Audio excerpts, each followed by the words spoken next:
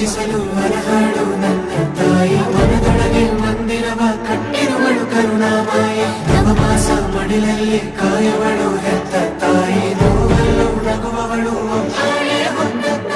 ಜನನ ಮರಣ ಜಗದ ಸಂತೆ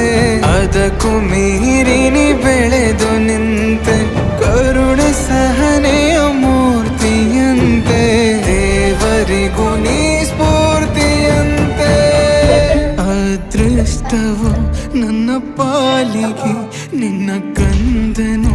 ನಾನಾಗಿ ಹೇ ಹಾರಿ ಹೋ